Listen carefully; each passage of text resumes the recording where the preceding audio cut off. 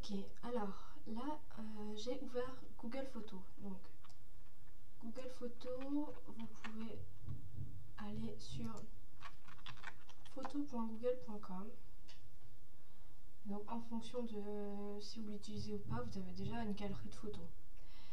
Ce qui est pas mal avec Google Photos, c'est aussi la synchronisation entre les photos sur votre téléphone et sur votre compte Google que vous pouvez retrouver sur votre ordinateur. Donc Google Photos, vous pouvez l'utiliser sur le téléphone, donc à partir d'une appli. Si vous êtes sur Android, normalement sur le Play Store, vous allez trouver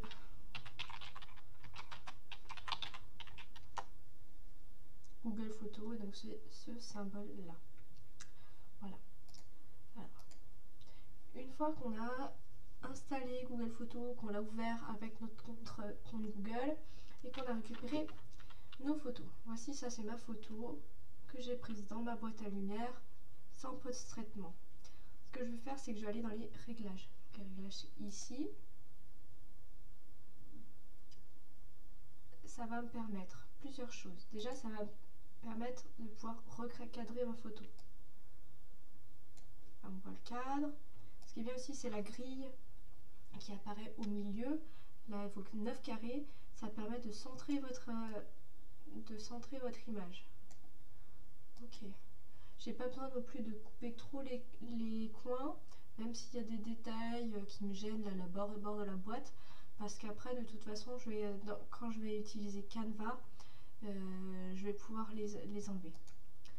Dans les réglages de base, ce qu'on va aller regarder, c'est la luminosité. On va faire le point sur le blanc, pour avoir bien blanc.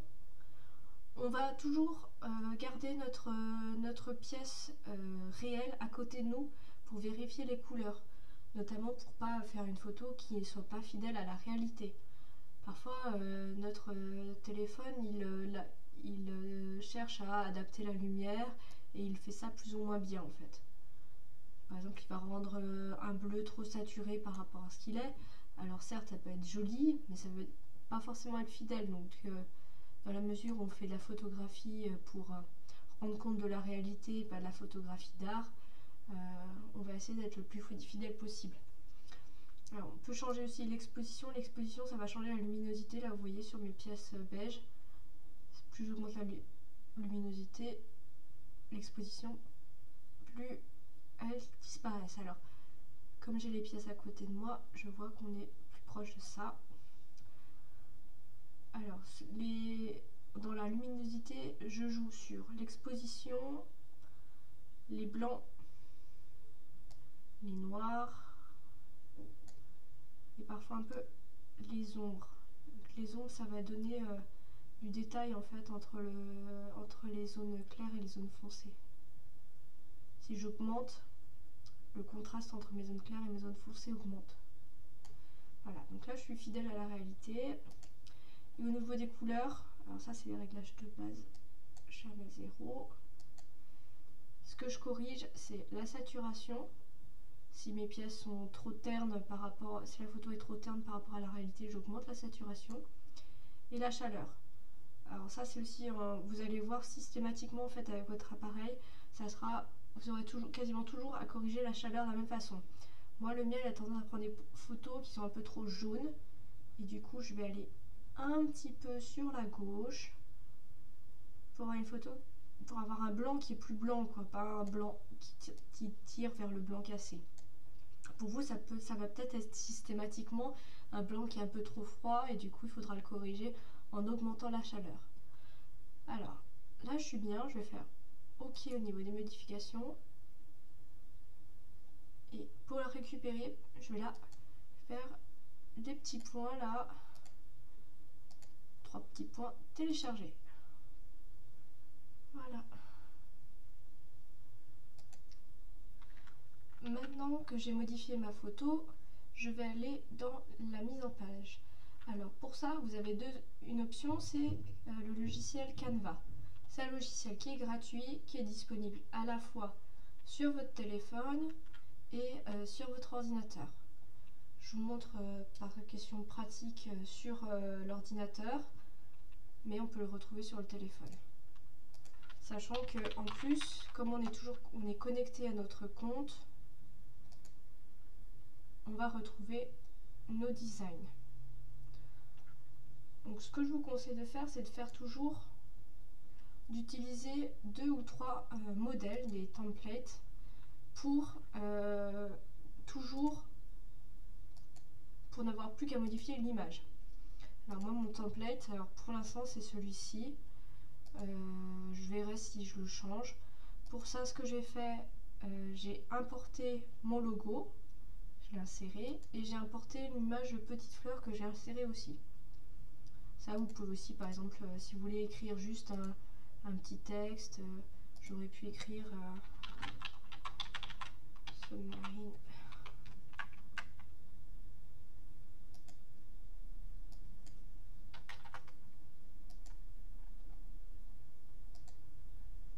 Comme ça, j'aurais pu le mettre là, par exemple, faire des effets, bon, bref.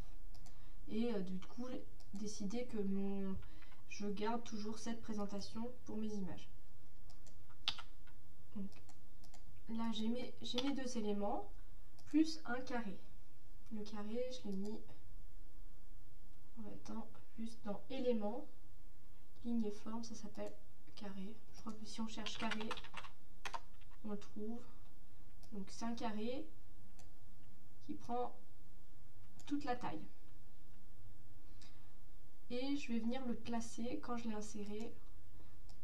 Donc, si vous connaissez le principe des calques, c'est un calque qu'on va mettre en arrière-plan. Si vous ne connaissez pas, quand on travaille sur un logiciel de dessin, on peut utiliser différentes épaisseurs qu'on va appeler les calques.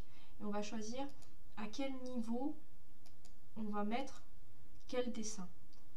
Et pour ça, on va parler de l'avant et de l'arrière en fait. Donc, plus on va vers l'avant, plus mon dessin il va être au-dessus, plus il va être vers l'arrière, plus ça va être le fond. Et là, mon image, ça sera le fond. Et mes éléments, mes petites fleurs, mon logo, ils seront sur l'avant. Alors, maintenant qu'on a fait la mise en page de notre trame en fait qu'on va garder pour toutes les photos, je vais venir cliquer sur mon rectangle. Je vais faire importer, sélectionner l'image que je veux mettre. Alors, toc toc toc. Bon, peu importe en fait, puisque je ne sais pas si je vais retrouver celle que j'avais utilisée. Mais en tout cas, vous allez retrouver l'image que vous avez modifiée. Vous pouvez la faire par exemple dans importer les médias, aller chercher l'image. Ah oui, c'est ce que j'ai fait. Aller chercher l'image qu'on a faite. Il y a la petite barre bleue pour dire que c'est en train de charger. Hop, il n'y a plus la barre bleue. Donc je clique et je viens la glisser dans la zone. Sur le téléphone, ça s'appelle remplacer. Donc je clique sur le carré et je fais remplacer. Là, je clique, je vais faire rogner. Alors, mon problème avec cette image-là, c'est que je ne vais pas remplacer mon carré. Je vais la glisser parce qu'elle n'est pas... il n'y a pas assez de marge. Donc je vais la glisser. Hop, je la pose. Pas trop grande, je vais essayer d'ajuster. Position vers l'arrière. Hop. On va faire modifier l'image.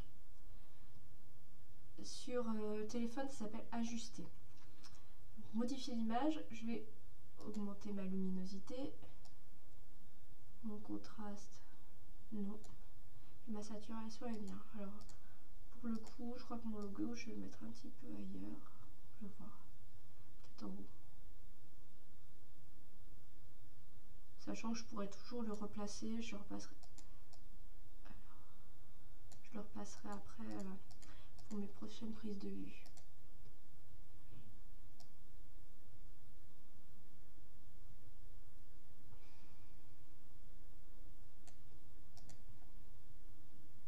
Et là, quand je suis satisfaite de mon image, je vais pouvoir la mettre.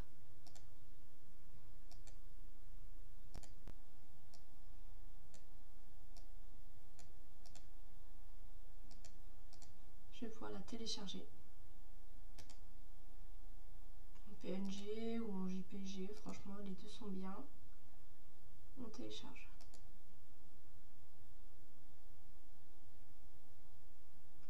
Et ensuite, vous faites de cette image ce que vous voulez, vous la mettez sur vos réseaux sociaux, comme vous le souhaitez.